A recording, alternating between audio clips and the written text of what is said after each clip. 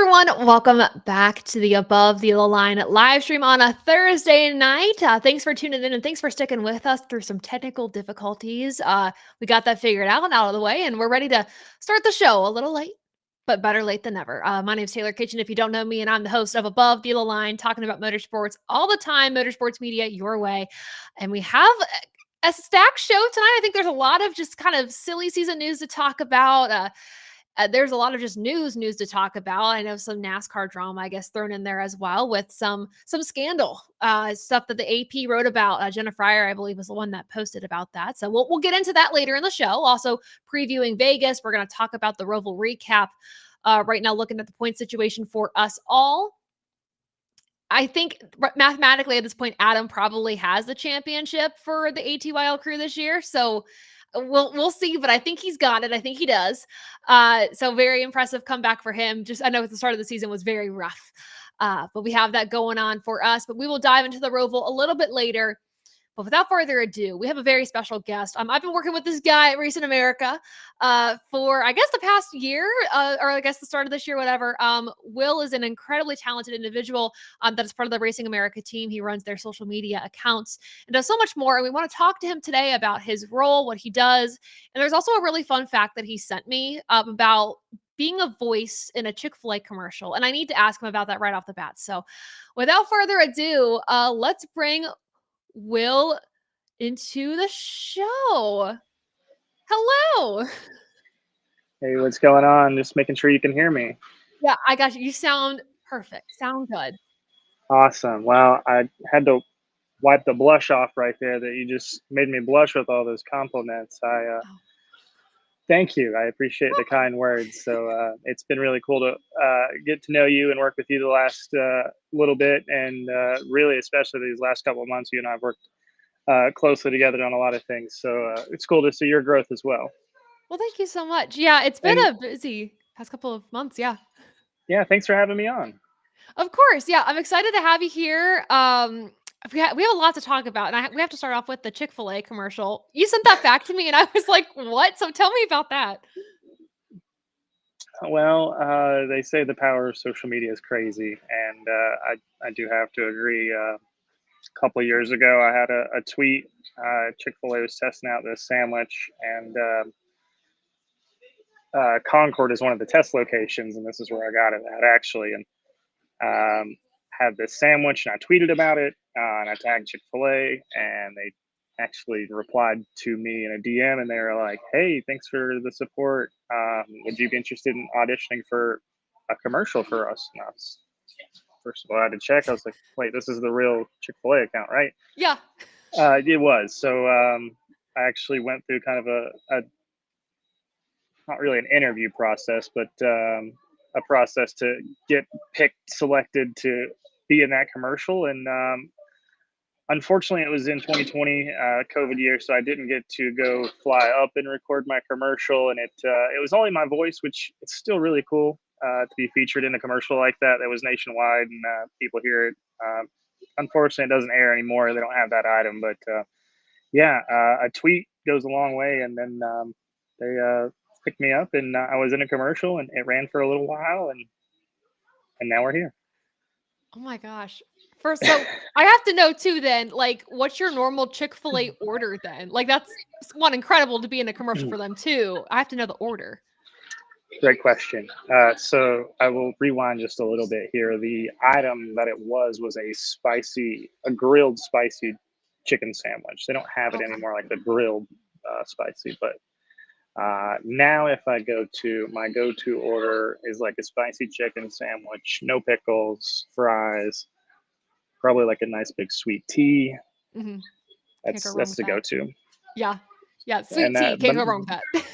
yeah, the banana pudding milkshake they have right now is really good. I'm gonna get that other plug in there for them. They don't pay me anymore, but that's the go-to order. So yeah, like I said, the power of social media is crazy. You never know what can happen, and your voice might be featured on a commercial one day. Well, and you know the power of social media for sure with your role at Racing America and the Race Team Alliance. So, to anyone who doesn't know, talk about what you do for your job on a daily basis with Racing America. Great question. Jack of all trades, master of none. As you mentioned, I do run their social media accounts, so I'm a one man band pretty much. It's pretty much me on the social account. I have some help on the weekends now and then, but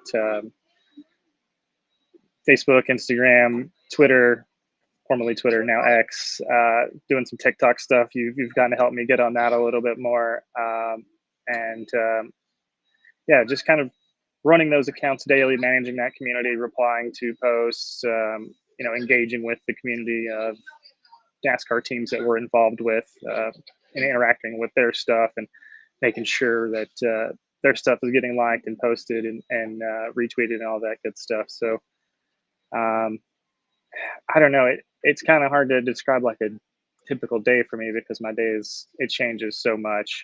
Just yesterday we were on a shoot with at Penske at Team Penske. Along with being the social media manager at Race America, I do a lot of photography stuff for them as well. So yesterday I was at Penske. We had a couple of shoots. We had three different shoots going on at one time, but I was kind of getting some behind the scenes content of what was going on. So then that way they can use it internally for their stuff and their sponsors, just to show, hey, this is what's going on, and this is what's going on over there with this production. So um, like I said, it just kind of changes daily, and I guess more throughout the week, I'm focused on the NASCAR stuff and what's going on there, and that obviously happens during the weekend too. But during the weekend, my stuff kind of focus kind of shifts towards our short track stuff that we have when we broadcast events and pushing those events out, getting clips out, working with other photographers and other social media managers that are at the tracks, getting content from them if I'm not at the track, stuff like that. So um, I don't know. I think that maybe gave you a little bit of an idea of what a typical week might look like for me. But yeah, I'll let you dive into your questions there. Yeah, I mean, there's so many things you mentioned there, but the one thing I think with social media that people realize, but they don't, is it's time consuming. You're always online, news and everything is 24/7. I mean, we sat by each other at the Roval and you had your laptop. So just talk about the amount of work that goes into running social media and keeping things up to date. Yeah, like you said, it's 24/7. It doesn't stop. A lot of people have 9 to 5 jobs, and uh, you know, they shut their computer off and don't look at it until the next day, or they have, the weekend off and don't look at it and don't look at their email. But unfortunately, social media is constant. It happens all the time. It can happen at 12 a.m. There's breaking news. You might have to post about it. So um, sometimes it just seems like, oh, just posting on the internet. But no, you constantly have to be available. You constantly have to be ready to post. Constantly have to be able to whip up graphics or just stop at a McDonald's and get some free Wi-Fi and get some content cranked out. That's um, that's just how it is sometimes. It's a very stressful job, but there's a lot that goes into it. And you mentioned, you were at Penske yesterday, kind of behind the scenes, capturing content, capturing photos. And even too, like for the shoots that we've been on together, you captured a lot of behind the scenes photos for me as well. So where did the love or the skill of photography come into play for you? Was it something you learned like college? Is it something you've always done? Or was it with this job that you learned photography? No, that's a great question, and I was wearing many hats at Penske yesterday. I had my laptop and was having to post some news breaking at 12, and while we were at pit crew practice in Noorsville with Penske, and but yeah, it it kind of started during the COVID year, actually, during 2020 when all that was going on. I had started working in racing in 2018 and 2019, and was kind of having to rely on photographers sending me photos for articles or for posts that I would need. Sometimes it would not be what I wanted, or just wouldn't be timely, or just wasn't exactly what I wanted or what I thought we needed. So, um, and during COVID, we unfortunately all had a lot of free time, and that was one of the skills that I picked up during that time. Was I bought a camera and bought some lenses from Facebook Marketplace, and just kind of self-taught myself from some YouTube videos and just talking to photographers at the tracks. Um, a lot of photographers are really open to help you out if you're, struggling, or just like, hey, I'm new, help me out. A lot of photographers are super willing to just, oh yeah, here, I'll show you the ropes. So that was something I kind of got into in 2020, and it really creates a whole nother job in itself when you are doing photography, because also you have to edit the photos and all of that and upload them into galleries, stuff like that. But it's really rewarding. I think you get to capture a lot of really cool moments that you're going to remember forever. You have those, as they say, pictures worth 1,000 words. So um, I don't know, it's just something I added to my arsenal, and I'm really glad I did. Yeah, you talk about adding skills to your arsenal, and I think anytime you work in the media field, having more of those skills in your resume is super helpful. And like you said, sometimes with photography, some of the stuff you were getting wasn't that great or you weren't getting it in time. So you kind of became your own best friend in the sense of where you're relying on yourself to get those photos. And to balance all of those skills with the role that you have, how crucial and how beneficial has that been to have all these skills while you are running social media for Racing America? Yeah, it's definitely been a huge benefit, but you have to prioritize um, your your mindset of things you have to do. I tell people often, like, social media is my main job. Like, that is my main focus. Like, often photography is sometimes second or third, maybe even fourth priority when I'm at the racetrack, or at something like that. So, like I said, you kind of have to manage yourself. You don't want to get caught up in too deep of being photographer and then get caught up in editing all these photos. But um, you just got to keep adding to your skill set. I'm trying to do a lot of video stuff now. Everybody wants video stuff. So you have to be a jack of all trades. I'd like to be a master of all of them. Unfortunately, I can't be. I'd like to say I'm definitely not a master of social media, but that's probably my strongest suit. But you have to be a jack of all trades. You got to be you got to do it all these days. I feel like when you're so good at so many things, it's hard to be a master at all of them or at least one of those things. So like I feel that too. For me, it's like I want to learn photography and I want to get better at that. But I also know like I do the video work and like the reporting. And so it's hard to balance all of those things. But I wanted to back up because I should have started with this. But how did you get Yeah. into racing in general? Like where did the kind of the love for racing and working in racing come from? Yeah, that's a great question, and I want to go back with what you said there. It is really hard to try to be a jack of all trades, and you want to be great at photography, you want to be great at videography, but it's so hard when comparison is the thief of joy. It's so hard to Yes. you see all these other people posting this cool stuff, and you're like, I want to do that, and I think I can do that, but it's there's just so many levels to it. But to your other question, so I live in Charlotte now, Concord actually, and I just kind of grew up in it. I know a lot of people. I didn't grow up in it as much as some people, but so I'm originally from Bristol, Tennessee, and There you go. yeah, in the late '90s, early 2000s, Bristol Motor Speedway was the place to be. I mean, even before that, but it was a really hard ticket to get it at that point. But my dad would go to races, and he would take me to races. We started out, he would take me to, like, the Xfinity or Bush races at that time. And, we moved up to go into the Cup races once I got a little bit older. But I think I was going to the Bush. Okay, I went to my first Bush race when I was like 3 or 4. And then Oh wow.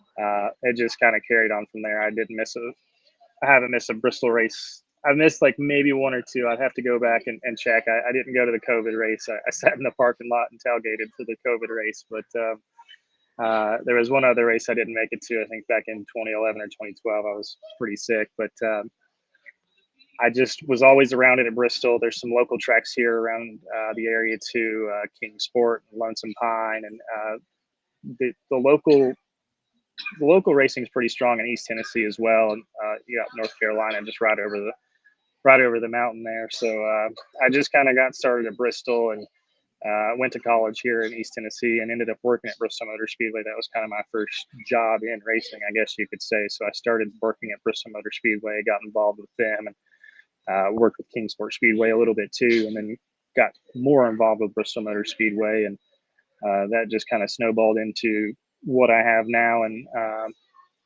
where we're at now, and moved over to Charlotte and doing all of this. So that's kind of where I got my start. It's it was cool to kind of get that family start, I guess. And I remember we talked about this, I think last time we were together, but having your dad still going to some of the races with you, like, didn't he go to the Bristol race with you earlier this year? Yeah. Yeah. So last year he wanted to go watch Dale Jr. race, and I normally work the races at Bristol. Um, I was like, you know what, I won't do this one. I'll just be a fan. I work the spring race. I'll just get some tickets, and he wants to go. So last year, me and my dad went, and he loved it. He was like, heck yeah, watching Dale Jr. run up front. That was so cool to him. He kind of got out of the sport a little while, just with work and life, and just didn't, just wasn't as interested as much. But then when I started working and racing, he got more interested in it again. So um, a couple of weeks ago, he and I went to the Xfinity race at Bristol, and that was really cool. So it's really cool just to remind yourself sometimes of why you like it. Of You got to step back and remind yourself of, okay, this is why I like it. This is cool. You just got to step back and be a fan sometimes. Yeah, I definitely feel that 100% because you kind of can get so bogged down in the work and it just gets so stressful. Then all of a sudden you're like, oh, this is actually like, this is enjoyable. This is why I'm doing this. So that definitely was a moment for you then for the Xfinity Series race. Yeah, it was cool. Just it brought back a whole lot of memories. In 2023, we kind of recreated a photo too that we I had taken that he and I took back at the racetrack, probably in going to show my age. It was probably like 2001 or 2002 here, and we kind of recreated this photo. So that was really special. Oh, it's so cool. Yeah, but lots of good memories are made at the racetrack, and that's just a reminder. Like, always go back to your roots, and even too bringing families to the track is just much more fun, family and friends. So for sure, that's awesome. I Yeah, I want to go to the short tracks a little bit. Just kind of that's a little bit of your bread and butter here. What do we need to look forward to for the rest of the year in the short track scene? Drivers maybe to keep an eye on, or big events that Racing America is putting on that we need to keep on our radar. yeah, it is a big race season, as they say in the short track world. We got the Bigley Memorial Race, or excuse me, not Memorial, but let me jump back here. We have the World Crown 300 coming up next weekend on Racing America. We have actually, rewind a little bit more. We have some racing this weekend on Racing America too. We got some racing from Oxford Plains Speedway, the past 400, and then some Show Me the Money series from Montgomery, Alabama. So those are cool. But then, like I said, the World Crown 300, that's coming up next week. That's going to be a big race. It's like 30,000 to win. A lot of big names already entered for that one. Bubba Pollard and Jake Finch, a couple of those other guys. Johnny Sauter are going to be there. So that one's shaping up to be really cool. The weekend after that, we're going to Nashville Fairgrounds Speedway for the All American 400. That's going to be fun. That's one that's always draws a lot of attention. That place is really, really cool. The next weekend after that's Caraway, the North South Shootout with some modifieds. Those are always fun. Yes, If you've love never mods. not a, if you've not got a chance to go to a modified race, you got to see an asphalt modified race. It's awesome. Gotta go. And then at the end of November, you got the UARA Bill Bigley race down at Freedom Factory in Florida. That's going to be cool. And then after that, you got the big one, the Snowball Derby. So like I said, we're in big race season right now. So a lot of stuff still coming up even after the NASCAR season ends. So be sure to keep an eye out on things in the short track world. Still a lot going on there. Are you going to the Snowball Derby this year? Yes, I will Okay. be at the World Crown 300. I'll be at the All American 400. I'll be at the Bigley race, and I will be at the Derby as well. So you have a busy it's off season for NASCAR, but it's not off season. I think that's something that people don't realize too is we don't really have an off season, right? No, it goes maybe about a month and a half from the end of Snowball Derby. Well, yeah, PRI after the Snowball Derby. Oh yeah. Shout out to our sponsors here. PRI, you get a little, you get about a month and a half before things start to kick off in February.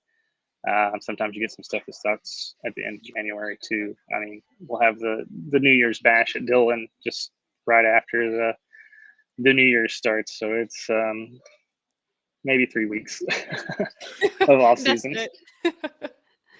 Yeah, it's not a huge off season, but it's at least time to just kind of relax and step back, which is very refreshing for sure. Yeah, and sometimes if you're going to so many events, you don't want to burn yourself out. Mhm. You got to take time for yourself and just you know, like I said, prioritize things and make sure you've got covered what you need to get covered, and just kind of just take a step back. Sometimes I know it's there's just so much going on in the racing world. It's hard to keep track of sometimes. So to detach from racing, because even though like we love the racing world, we work in it, etc. Like, what do you do to detach, just to give yourself some room to breathe? Ooh, that's a good question. I do play basketball a lot. That was Okay. something I did in high school and college. That I played basketball. So that's one thing I do to just kind of go put my phone down, not look at social media, just kind of go relax a little bit. So um, play some video games. That's something I try to do as well. So I try to stay active. Maybe just whether it's going to the park and going for a run, or just going walking by the lake at the park or something like that. You just got to, it sounds cliche, but just got to take care of yourself. Sometimes working in this crazy social media world, you got to take a break and just not look at your phone sometimes. So I know it's hard to do when you're just like it's literally your job, but you just got to detach sometimes. Yeah, this is a thing that I'm working on. I'm trying to get better at. It's just Well, detaching from the phone. I say that, and you mentioned I'm sitting here typing away at Charlotte Motor Speedway. I've got my computer at the racetrack, but uh, the grind never stops. Mm-mm. No. You mentioned video games. Do you have a favorite video game? Oh, that's a good question. I'm not fortunate enough to do the iRacing. Me either. I'm gonna say not. I I would spend way too much time doing iRacing if I had the resources to. But I really like playing the console game, the World of Outlaws console game. That's really fun. Just playing NBA 2K. That's a lot of fun. Um, I gotta I gotta play that new NCAA football game. That's a lot of the I've heard it's sports good. games. So yeah, looking forward to the new NASCAR game that's coming out for the console. I think that'll be a good way to bridge the gap between those who either for me, it's just iRacing gets so expensive. So I don't even want to dive into that world, at least right now. But Yeah. just in having something on console. But even too, like you said, iRacing, you go, I'd spend way too much time on it. Is it just like you want to be able to master it and be like good at it, so you're gonna put all this time into it, or is it just like it's just fun? Well, it's fun. I've played on some friends' accounts sometimes, but I just think I don't know. I think it would consume me a little bit. I think I would Yeah. want to. I don't know. I think I would take it a little too serious, maybe. Yeah, I would too. Because even then, like I'm playing NASCAR Heat 5. This is like last year. I have like a whole rig set up. I spent like a straight like 5 hours just trying to figure out like a few tracks. And then before I knew it, it was like sun goes down. I'm like, oh my God, I've been on this for 5 hours. It's because I wanted to master it. I wanted to be good at it. But it's time consuming for sure. Sure. Let's see. Let me look at the chat to see if we have any questions. I did want to ask. I Oh, love ending with this question. Let me okay. scan the chat Oh real yeah, I quick. didn't even see the chat over there. That's cool. I didn't even Yeah, see that.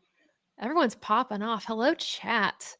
Oh, he said Bush series. Yes, I did see Bush series. Dang it. Yeah, if you if you know the lore of the show, the guys that are in the waiting room right now, the ATYL crew, We have a love for the Busch series, like that era of the Xfinity series. It's just, oh, actually, you know what? That's a good question to ask you. Do you have like a favorite paint scheme or a favorite driver from like the Busch series era of NASCAR? Ooh. Mm. It's a really good question. I always think about the Buckshot Jones, like the Cheez-It car, like the double Yeah. zero. That one Yeah. that one sticks out to me. The the Wolf cars, the like the 37, like the green and blue. I don't know. I'm kind of drawing a blank on that one, but definitely the Cheez-It cars. I feel like Yeah. that's a good question. I might have to do some research on that one. I might have to hit you up on Twitter for that response on that one or something. Sure. We'll have to bring you back because I know this off season we're gonna do some paint scheme tier lists, and I said at some point early this year that we'd go back to doing a Busch series ranking tier listing. So we'll bring you back for that, just so we can all reminisce in those paint schemes. The last question I wanted to ask you Yeah. for anybody who wants to get into your line of work, social media management, either even to photography, any of that stuff, like what advice would you give them as they're looking to get into this field of work? No, that's a great question. I appreciate you asking me that. I want to go through the chat here a little bit at the end and just kind of look at those two. But you got to start small. I Mhm. know everybody wants to work in the Cup Series. Everybody wants to, do that. There's not not a lot of there's like not a lot of people that get to do that. So Mhm. that's a real privilege. But like I said, you got to start small. And I'm not saying it's unobtainable. Like it's perfectly obtainable. Anything's possible. But start small. You got to start at your local tracks. And yeah, I hate even going this far, but everyone has to do it. You got to volunteer at some point. You got to just Mhm. volunteer your time and say, hey, what can I do to help you guys? Like, if you see a track that it's close to you that's maybe showing on social media or doesn't even have a social media presence or hasn't had one since 2011 or something like that, or reach out to them in person. Obviously they're not going to reach out to you on Facebook if they're not using it. So just kind of start small and hey, how can I help you guys out? And just start from there. Hey, do you guys need a track photographer? Can I help? Does it is it pay? Maybe eventually, you can get to that point, but just start volunteering.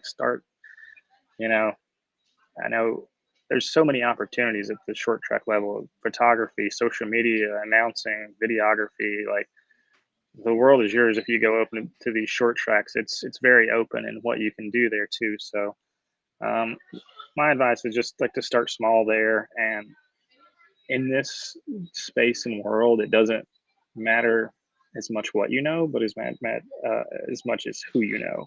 So Mhm. connections in this sport are everything. So don't burn any bridges that you don't want to burn. Um, the the sport is so connected. Like Yeah. it's once you get in here, you don't realize how small it is, but um, you just got to start small and kind of like I said, volunteer your time, get to that point where maybe some people are noticing your skills and you're getting better, and people are noticing like, wow, hey, this track's getting a lot of coverage, or hey, I'm seeing them a lot on my feed now. I haven't seen that before.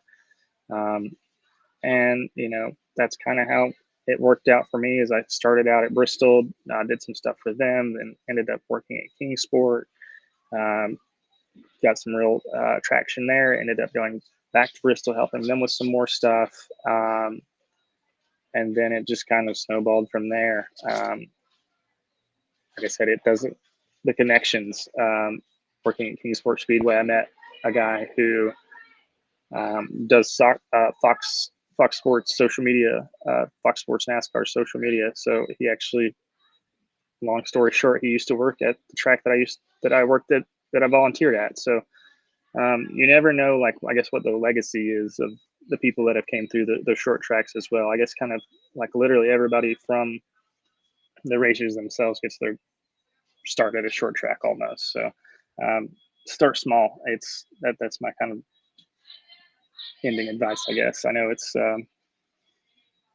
not where you want to start, but everybody has to start somewhere. And when you start off small, at the short tracks, you get that experience and you make those connections right there. I mean, it's so important. And I love the piece of advice that you said. It's like, if you notice a track hasn't had coverage since like 2011, like reach out to them, because every company, every track, every whatever, every driver is desperate for some coverage or just some help social media wise. And if you can offer it, go for it. So I think that was awesome advice for sure. Yeah, thank you.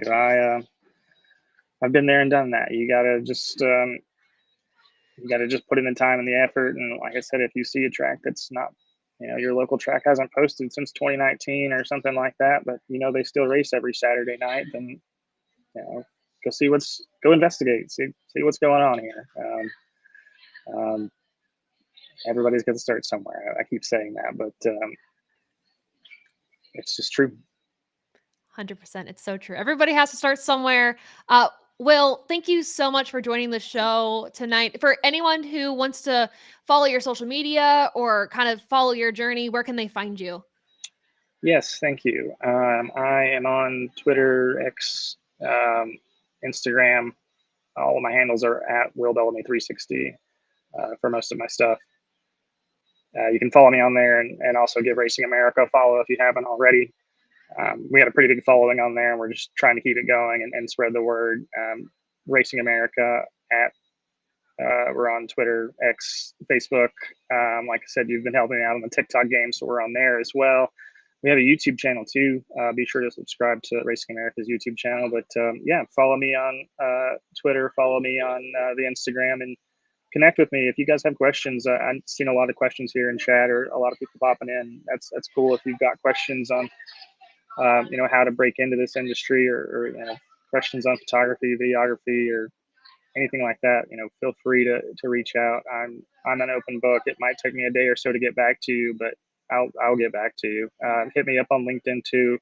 That's another one too. If you guys aren't on LinkedIn, get on LinkedIn. Like, that's a huge start right there. Just get on LinkedIn, get a presence on there, and just start checking that daily like you do Twitter and Instagram. So that's my ending piece of advice. Well, thank you so much for joining. I know I'll probably see you next week, but I appreciate you tuning in and joining us tonight, and we'll chat later. Yeah, thank you so much for having me on. Sorry we had a little technical difficulties here, but it all worked out, and we made it work. So yeah, I'm sure I will see you next week at some point too, so we can chat then. Awesome. Well, have a good night. Thanks so much. Yes, best of luck on the rest of the show. I'll be watching. Thank you so much. Bye. All right, that was Will Bellamy. Thank you so much, Will, for joining the show. Of course, find him on social media. I will make sure to tag him in a post when we have the full interview up outside of the live, so you all know where to find him on socials. Yeah, we have a lot more to talk about on the show, including the Roval recap, NASCAR news. If you guys have topics you want to talk about, let us know in the chat. But for now, let me pull up the point standings for us here to review them as I bring in the ATYL crew. We got Adam, Dom, and Ben. Hello, gentlemen. Good evening. Oh, wow. Your microphone sounds fantastic. Your audio. Oh, uh-oh. Except the aliens are trying to take me again. And that's okay. That's totally fine. Well, good to see you all. My goodness. Yeah, Adam, first off, new hat. Love the hat. It was a surprise and a shock, and it wasn't on my list of things to get over the weekend, but I had to have it. Well, that's good. I mean, it's a badass hat, and you're ready for next year. But It also, your reaction to, you're leading the points, and I think mathematically, do you have it at this point? No, I Not haven't yet? locked Okay. it up. No. Okay. Nope. Gotcha. Well, you're in the lead. How does that feel? Good? Feels good. It's comfortable. I won't be satisfied until Martinsville when I have over a race lead, and then it'll be official. It'll be over. That'll be it. Dom, I hate to bring this up now. Already know. Don't bother.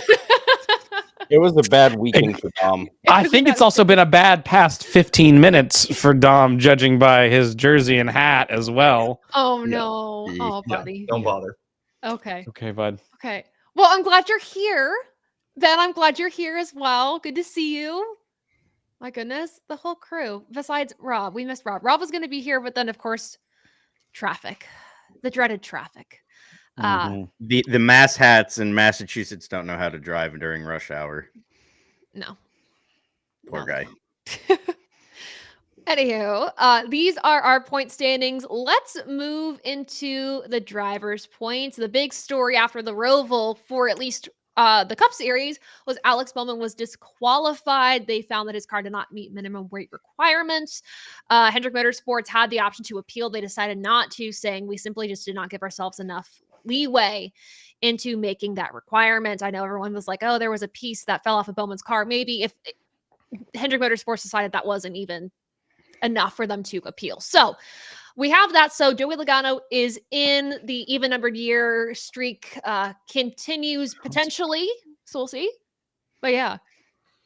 Ben, how are you feeling about seeing Joey Logano make it through? And you don't. I can't. I don't want to make Dom even more upset, so I'm not going to comment at this time. Go ahead, man. My spirit's already crushed. Oh gosh. Oh gosh. I mean, it continues the streak, or the trend, which is kind of cool. That's a bad hit. I will say not related to Joey, but somewhat related in that Hendrick must have had that 48 really cheated up if they didn't want to go and fight that penalty. So that's what I was thinking. I was like, oh, something else is up there. But well, Dom, as kind of, Team Joey Logano over there, how are you feeling seeing him make it to the round of 8? Yeah, I was gutted at first because he did everything right. Other than win the race.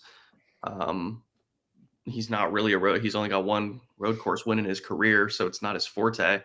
But he raced pretty well, just fell off at the end. But Tyler Reddick put on a NASCAR Cup champion drive in those final laps. I mean, if he's not worthy of the title now, I don't know who is.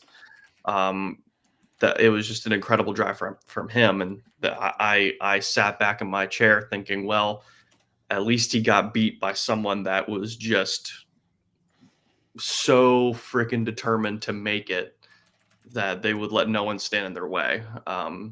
So that was impressive from Reddick. Got to give Reddick his flowers. And I mean, it got to be honest, this is not how I want Joey to get into the round of 8. Because now he's got the indirect target on his back. And it's like, you shouldn't be here. You don't deserve to be here. You're only here because they caught the 48 with whatever. He's got great numbers at Las Vegas, won this race in 2022. That's the car here. He's won there in 2020, 2019 in the spring.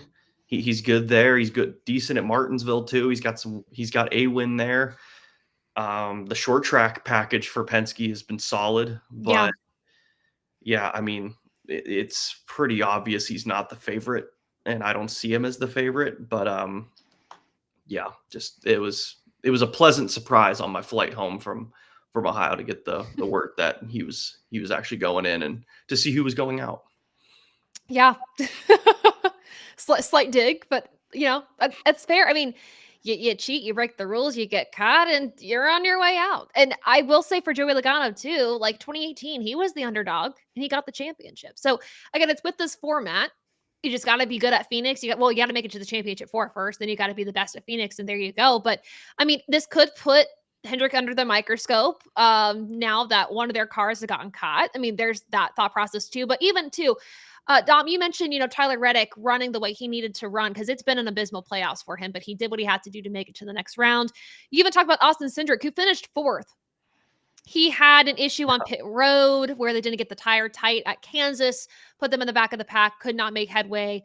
Then you have Talladega where he was leading and he could have gotten at least a top 5, bearing in mind chaos. Chaos happened. He wrecked out of that race. And then for the Roval, it was a must-win situation for him practically. And he did everything he could.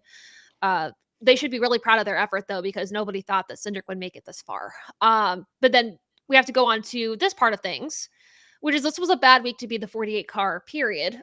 With the Xfinity series, Adam and I, when we were at the track, we had thought Parker Kligerman won this thing, seeing the flagman wave the white flag.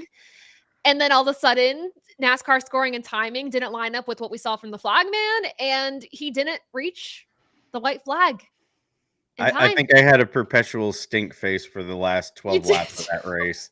We were all saying that. From my boy not pitting and then to Parker and Yeah. everything that happened. It was a rough last 12 laps. Yeah, the option not to pit was bold for SVG. I get it, but it was bold. Yeah. Yeah. It was a gamble that did not pay off. However, he was still able to salvage a top 3, but just not enough to get to the next round. Yeah. He fell just short. So I feel like though there are some disappointments with this weekend with, Parker Kligerman and maybe SVG if you're SVG fans, and if you're a Bowman fan, that sucks for you for this weekend and everything. But I do feel like the changes that they made to the Roval just to close this out, especially with turn 7, I think were a win. And Adam, I know you and I talked about this, and just from our perspective at the track, that was really fun to be there and sit right by that turn. For Ben and Dom, from watching at home on the TV and just seeing the coverage there, do you feel the changes that they made to the Roval this year were successful overall? Go ahead, Ben. I was actually going to pass to you because I worked all this weekend, so I saw like no laps of the race. Oh. Yeah, no, it wasn't bad. I think there really wasn't a good flow with the old layout, because with the Cup cars, you can't go as fast in those corners. It's more so just hang on and let it roll through those corners. There is obviously, because it's basically, let's call it what it is. It's basically a U-turn to get back up onto the main track. Yeah. That obviously made both great passing zones and great chaos zone. So from that perspective, yeah, I mean, I like when the cars are moving a little bit quicker around the track, a little bit more aggression from the drivers. Yeah. I can't believe the 45 finished the race, to be honest with you. So that alone was impressive, and the fact that they made the comeback that they did. But, I'm such a traditionalist. I still stick to what I said in the chat from last week's stream. It's that I think if they would just get rid of the straightaway chicanes and the whole infield part, I think we'd have the perfect road course.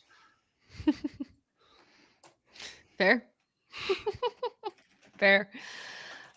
Yeah, it was overall decent weekend of racing. I know they all can't be home runs. I know everyone was like, "Oh, the Roval was like really boring." I'm like, it wasn't bad though for the road course racing that we've gotten. So, you said home run intentionally, didn't Can you? I add to that, Taylor?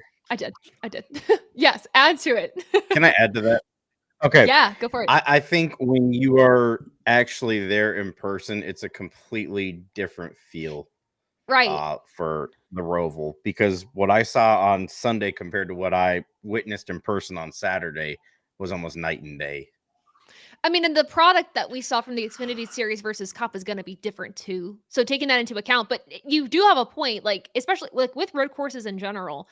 I mean, being at the track in general, you're going to have a different experience because you're there in person, you're seeing everything with your own eyes. But with this road course in particular, it's so fun because you can see everything almost. And I don't know. It was just really fun to be there in person and see it all. And I watched some of the broadcasts back, and I just did not get the same feel or flow of the race, kind of like what Dom, you kind of mentioned. But The perks of the Roval is, like you said, because it's a road course within a 1.5 mile racetrack, you can see the whole road course. Yeah. There's not a lot of road courses where you can say that. Watkins Glen can't say that. There's great spots for you to watch the race, but you got to move around to go see all those spots. You can see the whole Roval. So that for sure is one huge plus for that being a road course. 100%. Yeah, it was a fun weekend. We also ended up buying a lot of stuff at the track, Adam and I. So I know during the off season we might have to do like our season long haul of merchandise that we've gotten at the track. I know Dom, you've gotten some die cast during your time working at the track. Ben, I believe did you get some things at the track this year? I haven't bought anything at a track this year. This will be like Adam and I did look for some die cast for you, and I know Rob requested. We could not find anything, so we were bummed. I had some obscure stuff in there, so yeah, it's all good. But we'll keep looking. But I know off season we'll have to do some of that merchandise haul content. I have a video out now going through my Roval haul, so make sure to check that out. But well, let's move on Very from the good video. Roval. You got a good haul. Thank you. Yeah, I was going to stop collecting 164s, and then Adam and Rob roped me back in. You lied. And now I just have a whole box filled with these that I'm going to put in my display case. That was a lie. Yeah. Big old lie. So, anywho, let's move on from the Roval. We're now we're on Thursday now. We love that. We're going to preview Vegas coming up in a minute. But let's go to some NASCAR news for a second. There's been a lot of, I guess, silly season news to announce, and I'm just going to kind of go through this very quickly. And then if we want to stop and talk about anything individually, we can. One piece of news I'm very excited about is Dawson Sutton. He's going to be racing full-time in the Truck Series for Rackley War in 2025. He's been incredible in super late models, pro late models, late models, anything he's racing in, he's done so well. He wins at Nashville Super Speedway all the time. I mean, he wins. And then every chance that he's had in the Truck Series so far, doing one-offs this year for the team, has also been great. So excited to see him in that Rookie of the Year battle in the Truck Series. I think he's going to do wonderfully. We have Spencer Boyd. He's returning next year full-time in the Truck Series with his team. So just made that announcement there with a new primary partner, which is cool. Taylor Gray, the big news here, is going to be in the Xfinity Series full-time in 2025 at Joe Gibbs Racing in the number 54. And Ty Gibbs is written down as the owner of that car, which I think is pretty cool.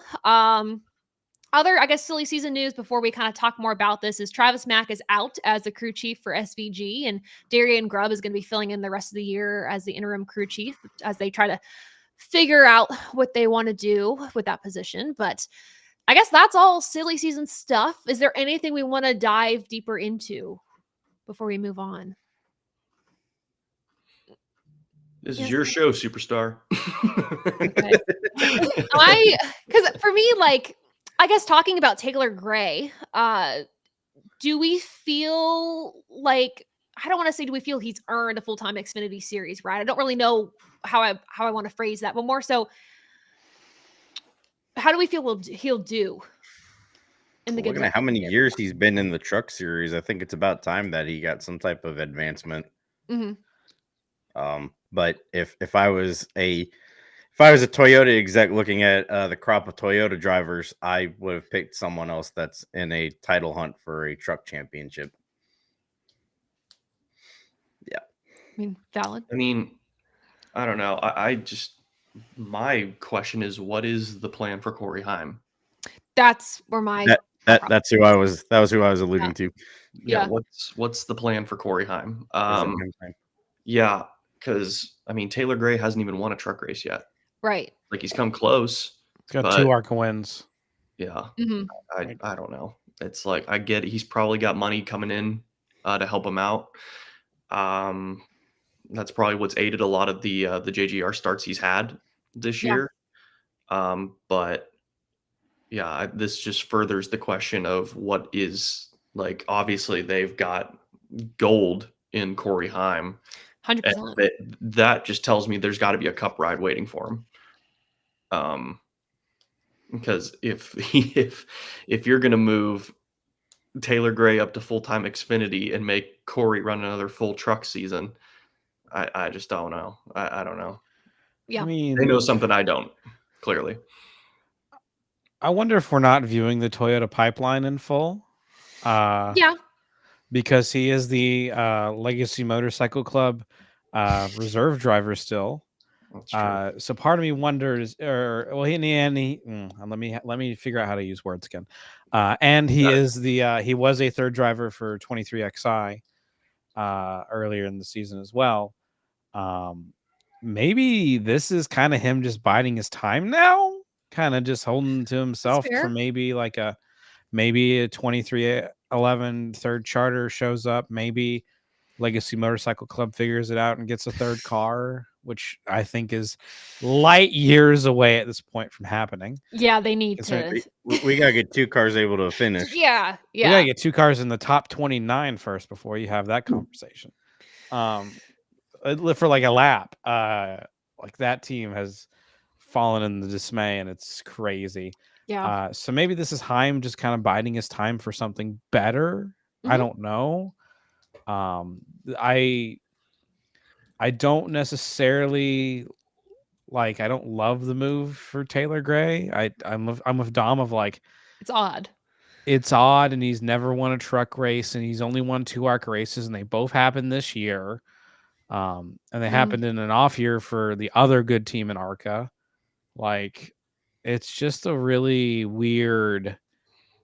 It kind of feels like when your favorite sports team, and no matter what sport, signs that one veteran guy or that one guy to like fill out the roster and fill out the cap space, and you're just like, you signed a guy that has like an AI generated name and hasn't really done anything, or like is just a computer generated guy. And he'll like go on the team every now and then and play, and you're like, why are you here? Like, you Yeah. kind of do nothing. So yeah, it's an interesting move for sure for Gibbs, on top of just not only that, but just having Ty Gibbs now apparently own the 54 car. Yeah, like, and for that, I can understand it is, trying to prepare for the future, and Ty Gibbs getting him more, I guess, business Future. experience. I swear, my entire day has been SpongeBob references. I kid you not. It's been all day. But Future. with Ty Gibbs, though, I guess why not? There's I no don't know. surprise there. There's no surprise. No, there's no surprise. It's just like I didn't expect it maybe this early. Yeah. I'm just glad. Let's just be thankful it's an Xfinity car. Yeah. That would have been odd if he owned his own car. Yeah. Yeah. So, silly season news right there. Other silly season news that John mentioned right here, which I don't even know why I didn't have this written down, but this is big. Hailie Deegan is leaving NASCAR, and and she's moving to Indy next. So, Okay. like, I guess Good more on so you. just Go back to dirt, but good on you. What yeah. he said. Okay. Like- More so just to say it because it's happening, and I know everyone's been in the comments, at least in my social media, asking what's up with Hailie Deegan. And I was like, I don't know, but yeah, Indy next is where she's going, so I don't expect her to be racing in NASCAR next year. Cool. Just- It's not like a bad thing. It's just kind of like, and this is nothing against John or anyone in chat who is a fan of her, but I'm just like, I'm kind of over the Hailie Deegan hype and the Hailie Deegan experiment in some ways. I think a Yeah, lot of unfortunately, that crashed and burned pretty Yeah. aggressively. and that's my opinion. Like, Yeah. if you're a fan of her, please be so happy for her, and that's Yeah, awesome. She does get definitely. that opportunity. Oh, for sure. Yeah. But like, I don't know. Maybe it's because I've been somewhat invested in this since her time in ARCA when I've been following the series.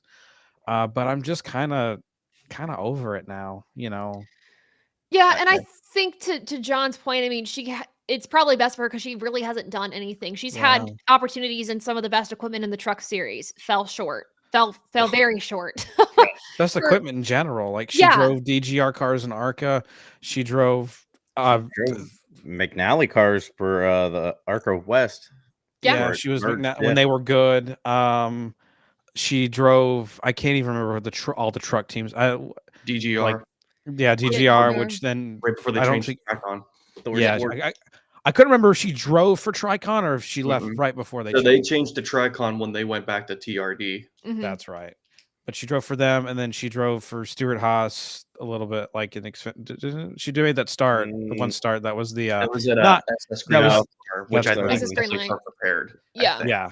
So, like but that. like, and then she had the AM stuff. Like, I just like, it's just whatever. I mean, man, like, you Part of me tried. wonders if her dropping out of the TRD is what killed her career. Because when she moved to Ford, she'd never won again. Yeah. I think with the Toyota pipeline, and Ben, maybe you could speak more to this, is like, I feel like there's so much talent, but not enough place to put it. And when these drivers have an opportunity to go somewhere else that's open, they're going to take it. We go to our senior Toyota analyst. Yes. Yeah, I'm on the payroll at Toyota now. Plot twist. No, I mean, you see this. You're seeing it right now as we speak with the Corey Heim stuff. We saw it with the Jesse Love stuff, like Hailie Deegan stuff of it. I can't even think of any. And like, we're now at this point, like, okay, if we look at the pipeline, you've got Taylor Gray's moving up.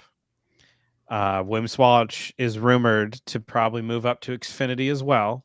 Everyone's been like, Williams Walsh is going to go to the truck, and like from what I'm hearing, rumor is he's just skipping trucks and doing something else. Oh, Like rumor. that's odd. It's not even like the funny part is it's not even like a rumor. That's been like their plan this whole Yeah. entire time and have been open about it. But everyone's like, what are they doing? And I'm like, if you look at like 3 years ago, this was totally public. But like it is like the pipeline is very crowded at times, and it's also not. Yeah. Like people are just very apt to leave the pipeline. Like Jesse Love left the pipeline. There's It's probably like- a chance. Oh, go ahead. Sorry. They all find a spot, but they all Yeah. expect a cup ride the next year. Yeah. Hence the Yeah. problem with the pipe. It's like, yeah, there's great drivers in the pipeline right now, a lot of young drivers. There's just But- nowhere Yeah. to go. There's only Mhm. there's what 8 Toyotas full time right now in Cup. So next Mhm. year, 1, 2, 3, 4, 5. Yeah. Legally 6 next year. So, like Legally. there's only so many there's only so many spots. I mean, 6 are on the payroll for next. yes. And I think of this too. Like, I kind of think about like if you're at a company and you're like expecting a raise, and you Couldn't feel help like you myself, put in your dues, and you want to get a raise, and these drivers are expecting like a raise like after year 1. That's not always going to happen. And when they're like, "Ooh, a company like B is going to give me my raise," might not be at the rate I want, but it's like a spot open, they take it, and then they crumble and fall. So I don't know. But yeah, there's other news there too with the NASCAR is very adamant on next season being 32 chartered cars. They are not wanting to grant 2311 or front row. Before we move on, can I say one more thing? Yeah. for it. This ties in the Toyota pipeline stuff. We just need more people that are like Xfinity and truck lifers, like they just spend their days down there and just live it. Honestly, yeah. We need more Matt Craftons and Justin Allgaiers in the world, and maybe Gio Ruggiero is meant to be that, and maybe Taylor Gray is too. I don't know, but It's like I hate to use Ben Rhodes as an example, but like Oh, love that. we need guys who like tried to climb the ladder, but then realized I love the trucks. I'm just gonna stay in the trucks. Yeah. Like Yeah. Justin Allgaier climbed the ladder all the way to Cup and then became an Xfinity lifer. So like guys like that were there. Like I hate to say like they come up short of Cup because they're the top 3 series of NASCAR for a reason. Like it's still a top series. You're getting paid good money. Yeah. So I mean, yeah. throw a bone to Rob, Justin Bonsignor, and Yeah. Patrick Emmerling. They're probably wheel and modified lifers, but like they're damn good ones at it. Yeah. I can think of a current Cup driver and a current Xfinity driver that need to stay. One is advancing, one isn't. Go ahead. I'm lost. Oh, I'm okay. lost. I'm Cole- lost. Cole. Yes. Okay. There you go. There you go. Yeah. Cole Custer. I would agree with should you. stay, and John Hunter needs to drop back the trucks. I agree. He's better there. Does Or Xfinity. This is a Yeah, question or for chat. Xfinity. This question for chat: is anyone in chat a John Hunter Nemechek fan? And if so, who hurt you? And show us on the doll where they did hurt you. I don't know anyone who's like, man, I love John Hunter. The rails have come The undone. rails have come on. All because of my question. The thing there is like if you're like a John Hunter Nemechek fan because of the family, then you went through 10 years of Nemco Motorsports in Cup. Like, man, dedication. Like, first of all, That is Purple dedication. Heart nominee. You Medal of Valor, like you deserve it. You deserve the world on a platter. Yeah. No, I do agree with you, Adam. It's John Hunter Nemechek. He was so successful in trucks and Xfinity in terms of win count. Like, just go back there, be happy. Yep. But yeah, I just And seeing how successful Cole's been dropping back down to Xfinity. Yeah, I like him to stay. I'm nervous for next year. I'm terrified. Bigger Yeah. paycheck. I'm Ben. Nice to meet you. Terrified. Thank you, Ben. She's Taylor-fied. On Taylor-fied. Our Nice. fearless leader, our queen. We need a soundboard. We do. We do. I love how Discord you have a soundboard and that can get so nutty so fast. We That's will so turn fun. into a morning radio show so quick. Welcome to the drive-by with ATYL. You're on 97.5, The Quarry. Your morning commutes will never be boring again. They'll be as chaotic as ever. So, yeah. I mean, and we also don't know. We don't know what Chandler Smith is doing next year either. Speaking of Xfinity, with Do we still not? I forgot he kind of existed. Also, I'm not gonna lie about it. Chandler Smith. Same here. I haven't had a lot of sleep this week, guys. It's been a bad week. Yeah. Oh no. Chandler hasn't. Yeah, I guess the 81 still isn't confirmed for next year, is it not? I We guess don't have it the 81 no, and the 18 are not confirmed to my knowledge. Well, Yeah. the 54 is coming back, so it's taking either the 81 or the 19, or Mhm. no, And I the would assume- 19's already taken. That's Yeah. right. Ooh, Mm. uh-oh. We got So- muddy waters, folks. One of them is probably going to I wonder. driver. Really? I wonder if they'll just drop the 81 and put Chandler in the 18. Yeah. That's true too. Yeah. Because it's Or kind the of 20. crazy that we don't know what he's doing yet, knowing that all the Joe Gibbs drivers are starting to get announced. It's what's going on there. So Yeah, who knows? could just be in the middle of like contract restructure or something like that. Yeah, that's true. Because I mean, like the writing was on the wall for a long time that Carson Kvapil was going to get a full-time ride, but Oh yeah. remember yeah. they got to fill a schedule of sponsors, so they're probably still Yeah. doing that. Yeah, there's still a lot of drivers that we don't know where they're going from. Truck, Xfinity, and Cup. There's a lot of unknowns, which is okay. I want to move on, though, speaking of Joe Gibbs Racing, to a fun little, not fun, but an interesting piece of news that came out from AP this week. Apparently, a Joe Gibbs Racing engineer is caught up in scandal. Apparently, they've been they're in a contract here with the team, and they've been caught selling proprietary information to a rival team. Rumored to be RCR based on context clues. AP heard that one team with no cars in the playoffs paid the engineer cash in exchange for setup information. Ty Gibbs, even to a few weeks ago, I don't think this was related to this at all, but was like, I wonder where RCR found all their speed after Richmond. NASCAR is aware of this, but won't act on this until the teams file a complaint. But didn't this happen in IndyCar? Yes.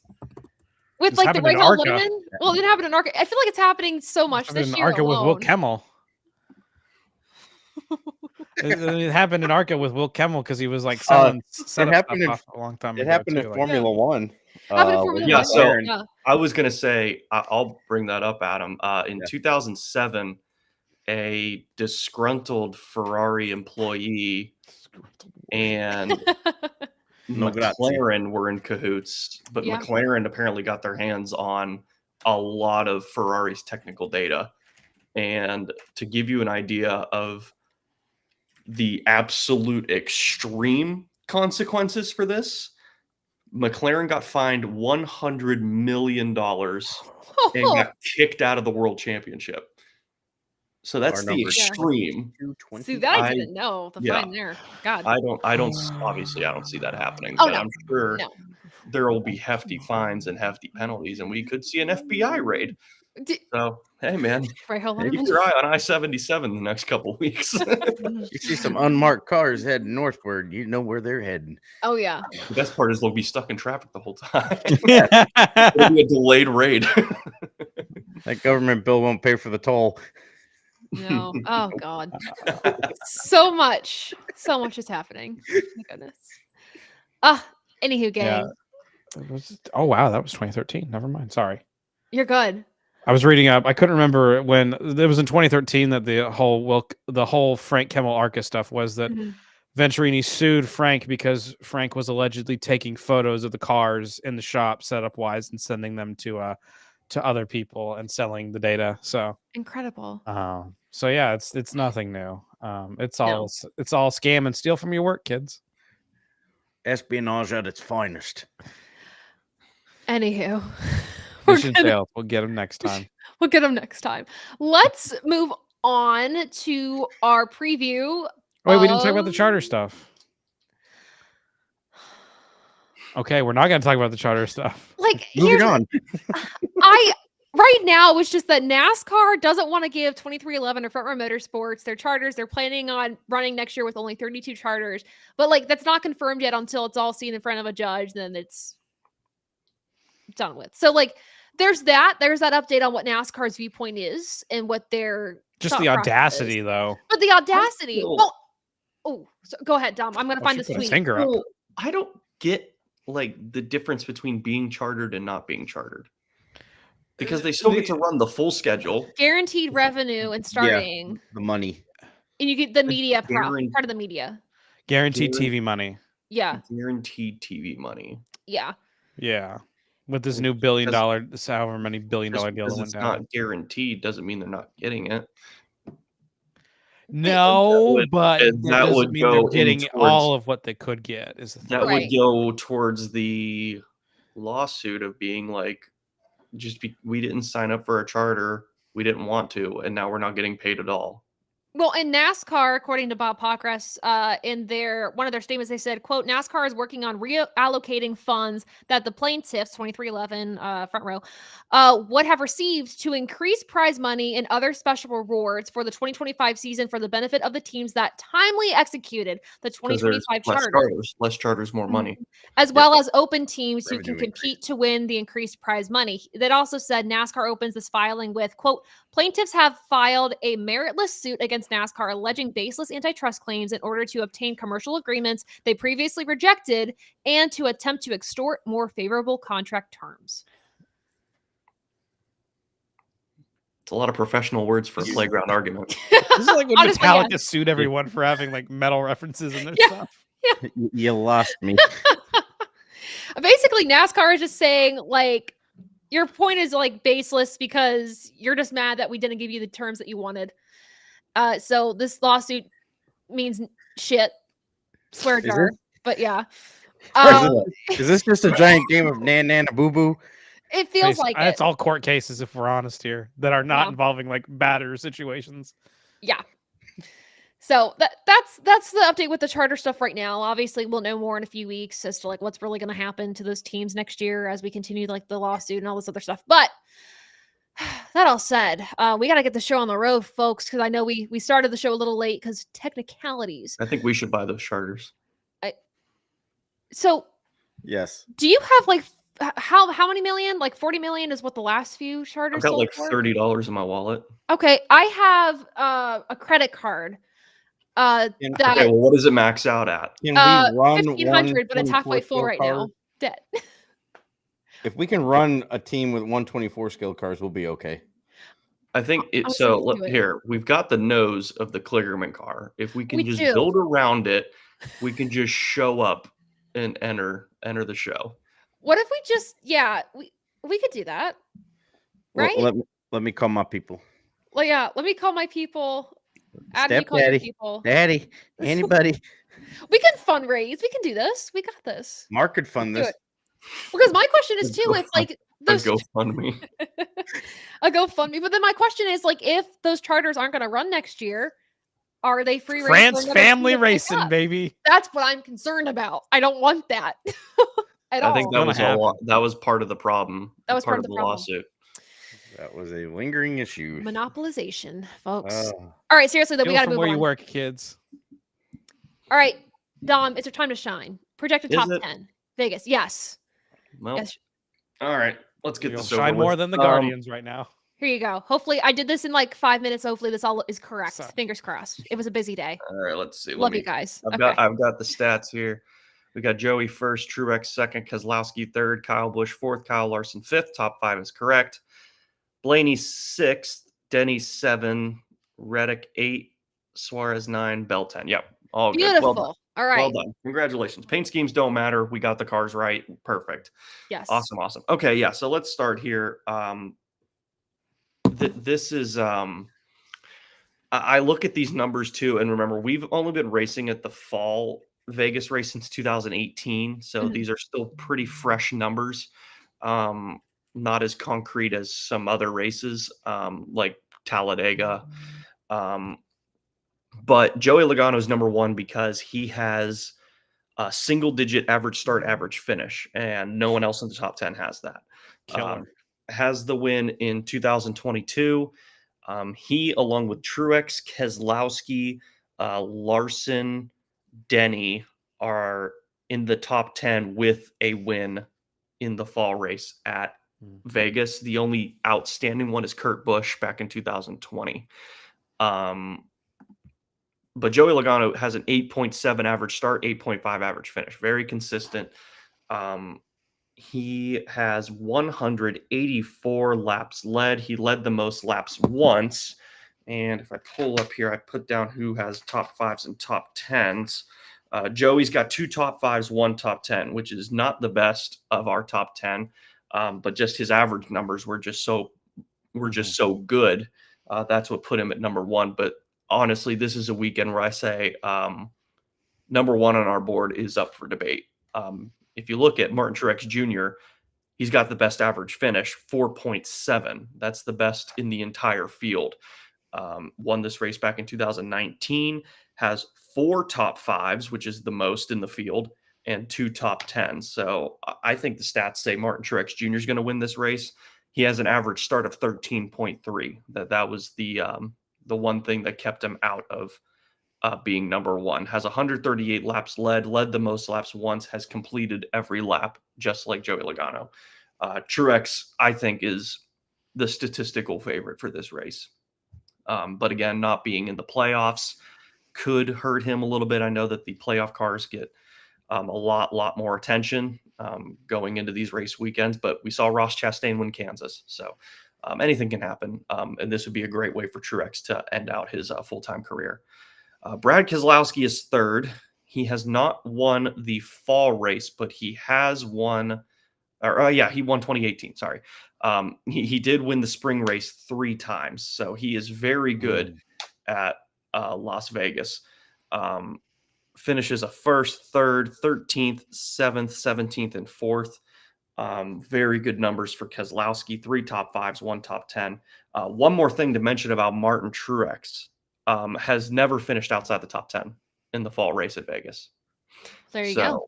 Another reason to pick Truex as your favorite. Then you have Brad hope. Keselowski has a 7.5 average finish. Go ahead, Taylor. Sorry. I was going to say Ben has hope, but maybe not. Man. This is the year, baby. It's not going to happen. Sliver of hope. Keselowski has 119 laps led, has completed every lap as well. So Kyle Busch is 4th, which is adorable. Has 3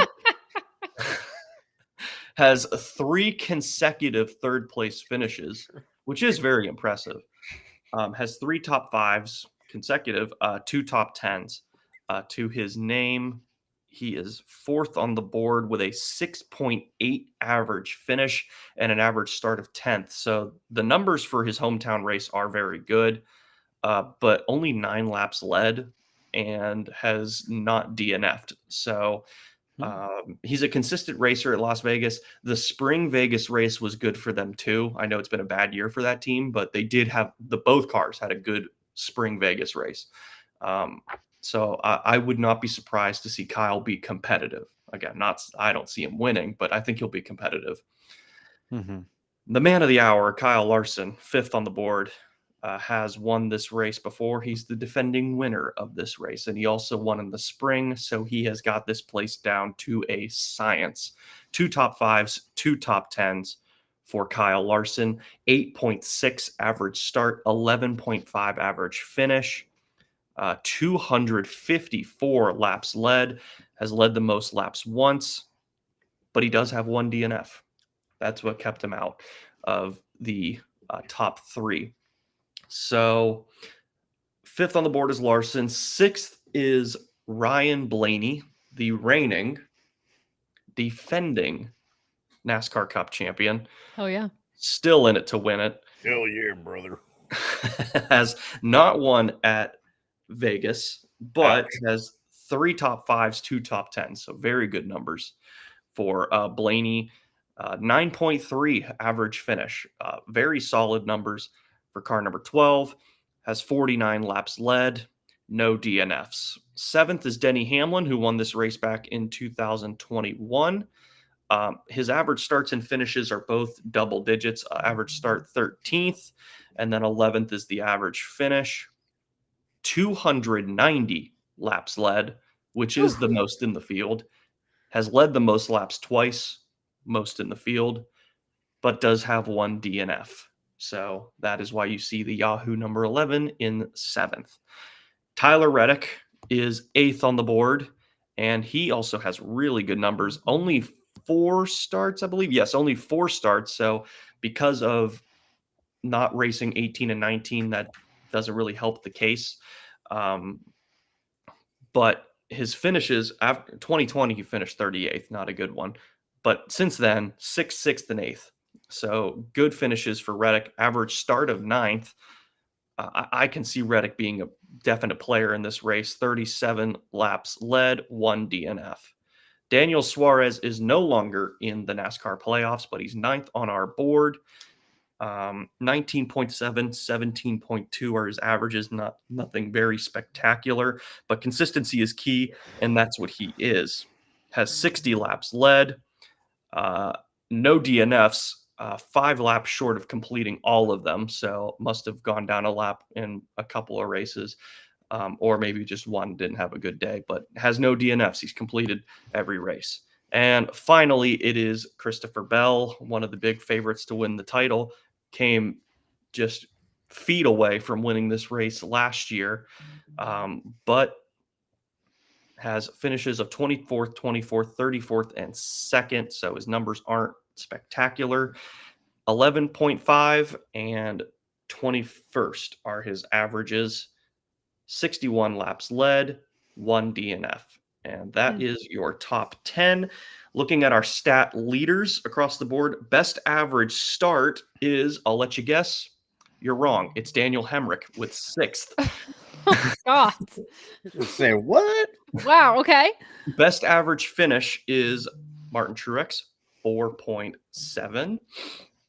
My phone is blowing up because it appears that the Guardians just tied the game. So I guess Spoiler alert. We're not Spoiler. Detroit. yeah. All right, I can smile again. Yeah, 4.7 best average finish in the field. That belongs to Martin Truex Jr. Brad Keselowski, Martin Truex Jr., Denny Hamlin, Joey Logano, and Kyle Larson are your only winners for this race. All have single wins. So again, the trend is we get a new winner every year of this race. Could see that again. This could be the chance for Kyle Busch to change the world. Dear God. Only pole winners are Kyle Larson, Tyler Reddick, Eric Jones, and Christopher Bell. Eric Jones was the big surprise for me, but I believe that was in 2018. He started on pole position, but interestingly enough, he has not led any laps at Vegas. Laps led, again, Denny Hamlin is leader in both categories. He's led 290 laps. That is more than any other driver. He's led the most laps twice, more than any other driver. Laps completed, Joey Logano, Martin Truex Jr., Brad Keselowski. Your top 3 are the only 3 to complete every lap in the Vegas fall race. And our DNF leader with 2, Austin Dillon. Bubba Wallace. Damn. Close. Okay. And yes, the proverbial where's Chris Buescher. He's 12th. There you go. See, not far Playoff off. drivers outside the top 10. Chase Elliott, 14th. William Byron, 15th. I believe that's it. Yeah. Yeah. Could be everybody. Jinx. Looking at Chase Elliott's numbers, because I know people will be interested in hearing them. Kind of all over the place. 36th, 4th, 22nd, 2nd, 21st, 32nd. This is not a track he's been consistent at. It's plagued that team. Has got a DNF there. He's got 86 laps led. But again, that's just because Hendrick Motorsports brings great cars to Vegas. But yeah, my goodness. Those are very surprising numbers for Chase Elliott, who's been pretty solid everywhere. Yeah. Obviously, we give exception to like Talladega, Daytona because of how much of a wild card they are. But yeah, I mean, he's pretty good. He's pretty consistent everywhere in terms of his numbers. But this one has not been too kind to him, which looking at the way this playoffs has gone and just how good our top 8 is. Yeah. One slip can cost you a run at the championship. So Chase Elliott needs to have a day on Sunday. Yeah, Vegas is the track I'm nervous for him for. Homestead, he should be great. No DNFs, an average finish of 10.4, one of the best in the field. Martinsville, solid there as well. I mean, Hendrick Motorsports is good there as well. But for Elliott, it's Las Vegas is where I'm nervous for him at. But like you said, it's one of the strongest, championship round of 8s that we've had. I think William Byron too won the spring race in 2023 pretty handily. Yeah. So just because his fall numbers aren't good, I don't put any stock into that. Expect him to be really good on Sunday. I mean, just expect all the Hendrick cars to be good. Yeah. Yeah, if there's a Expect all the Definitely. playoff drivers to be good. yes, and at this point they should all be good. If it's the final 8, nobody should be racing like crap. I mean, these should be the best of the best that we have in the round of 8. So, But the yeah, numbers scream Martin Truex Jr. Joey Logano just has more consistent numbers across the board. But if you're looking for like finishing results, Truex is your guy. yeah. Well, we will see if Martin can get it done this weekend, maybe. Or if Ben jumps off his roof, we'll find out more next week on As the Stay ATYL tuned. turns. Yeah, tune in next week to see Ben's mental state then, if it improves or if it doesn't. We don't It's know. just like if you could dissolve into like what this is, it's just the monkey with the cymbal. It's just smashing back and Oh. forth as fast as it can, My God. screeching at the top of its lungs too. Well, hopefully next week is a better week. I know at this point, at No. least for the NASCAR season, everyone's a little burnt out. I know life right now is stressful for everybody, but I hope everyone's doing okay. You have a chance to chill this weekend, enjoy the race.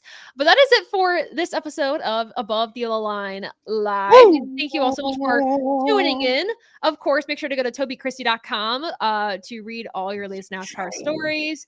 And also go to AboveTheYellowLine.com. We have these hats on sale for the entire month of October, and they go towards a good cause. There's an organization called Dysautonomia International. They are the leading organization in research, advocacy, and awareness for dysautonomia. It is an illness that I have, and I run a spread awareness for Dysautonomia Awareness Month. But all proceeds from this hat, when you buy this, go to Dysautonomia International. So good cause right here. And when you purchase a hat, you get entered into a raffle at the end of the month where we'll give away a die cast, some ATYL merchandise and stuff, just as a thank you for giving back. So give back. Go to AboveTheYellowLine.com, grab your merchandise, grab one of these cool hats, only available in October. And check us all out on social media. You all know our handles. They're on the screen for you here. They've been on the screen. They're in the link in the description. All this stuff. So, as always, we're a chaotic bunch, and we appreciate you joining the chaos this Thursday. Have a great weekend. Stay safe, and we will see you all next time after the Vegas race for a recap, and of course next week for the live stream where we will have more shenanigans. I'm so concerned for you, Ben. To send your way. That was my therapist. Thank you all so much for tuning in.